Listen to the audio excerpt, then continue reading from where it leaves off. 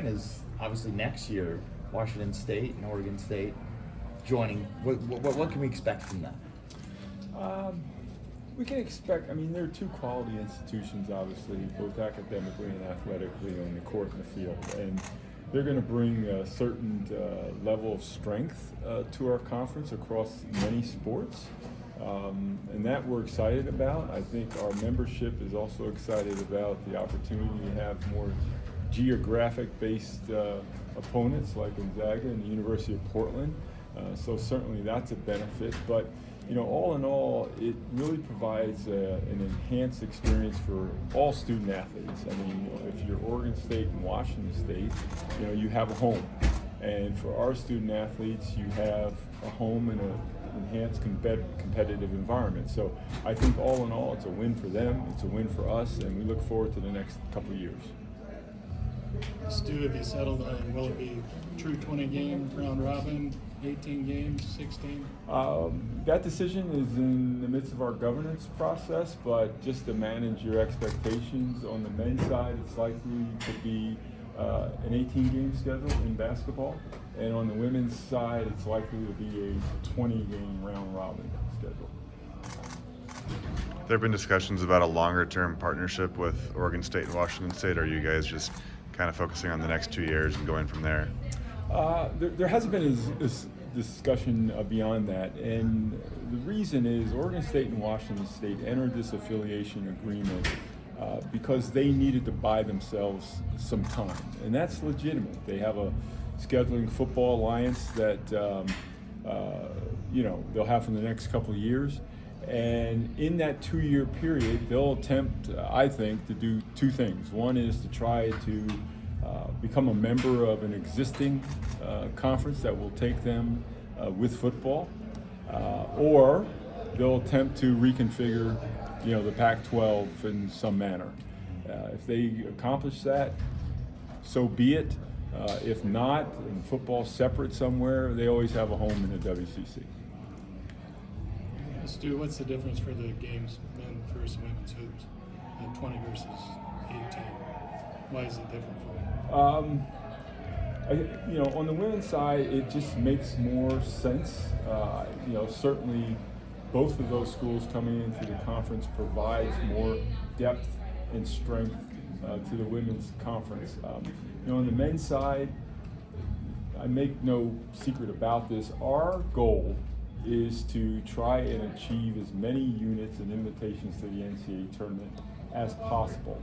And those invitations are directly dependent upon our ability to both perform and enhance our metrics. And if we play a 20-game round robin with the men, there are certain situations for some teams where the metrics are going to get compromised. And that's not in our best interest, either competitively or financially. Do you expect to introduce travel partners? I think a lot of people think with Gonzaga and WC it would make sense for those two to be partners, maybe with Oregon State and Portland, or is it going to be kind of similar to this season without the true travel partners? It'll be similar to this season. With 11 members, it's a little bit dicey to try and do that. But that being said, when we set up the schedule, by way of example for basketball, we'll make every attempt to reduce travel and reduce costs. The conference office is not in a position where we want to spend our school's money. We want to make it as efficient as we can. Stu, I'm wondering how you deal with the rumors of other conferences trying to poach certain schools to maybe their conference, such as maybe a Gonzaga rumor or something. I'm just wondering how you deal with that. I think you have to deal with it, in the moment. The example you use with Gonzaga, they're a member of the WCC. From all indications, just dealing with them over the past year, their focus is the WCC and helping us to become stronger, financially, stable. But listen, we're in a national landscape in large part due to football realignment, where there's going to be a shuffle that we've seen it over the past 7 months. It's going to continue, and a school like Gonzaga, who's our member, I'm not surprised that other conferences would be interested in them or other members of our conference. It's just something you have to deal with in the moment. I think that being said, we have to control what we can control.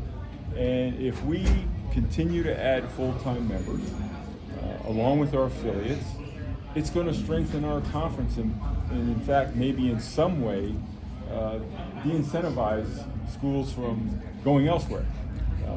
It's not a bad place to be in the WCC. Do you see more kind of expansion, even with these two coming aboard?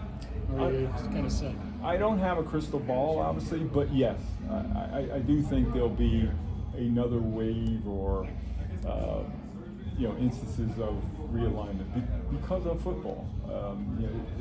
The national landscape would really indicate that, but it's dependent upon what the financial needs are of individual institutions. By way of example, all Power 4 schools are not created equal.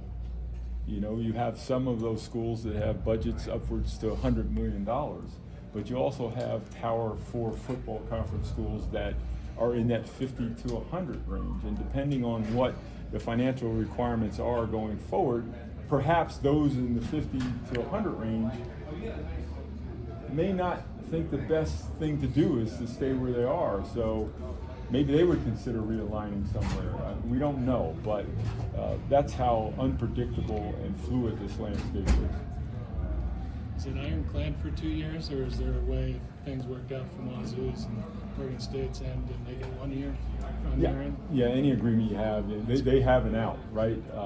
But certainly there's a penalty, for that out. I know you're on the NCAA Oversight Committee. What are your thoughts on tournament expansion? That's been a big conversation point the last month, or I guess maybe the last year now.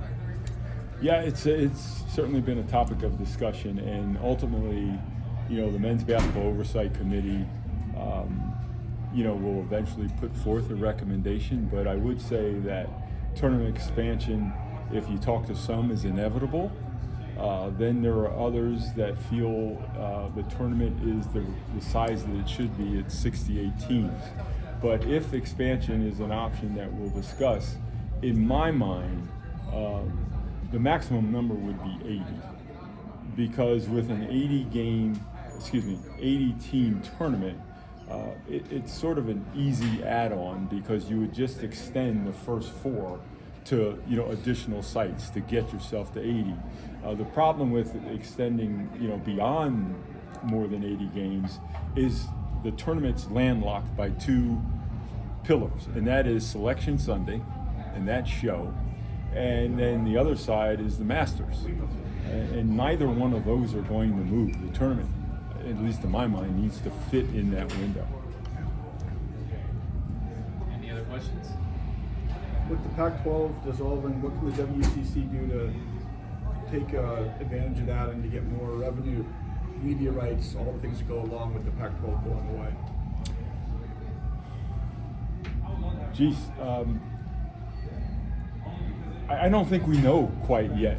Honestly, we had a discussion this morning with ESPN, and there may be some.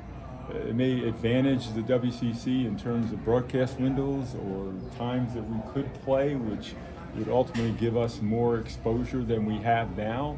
That's possible. From a financial standpoint, remains to be seen.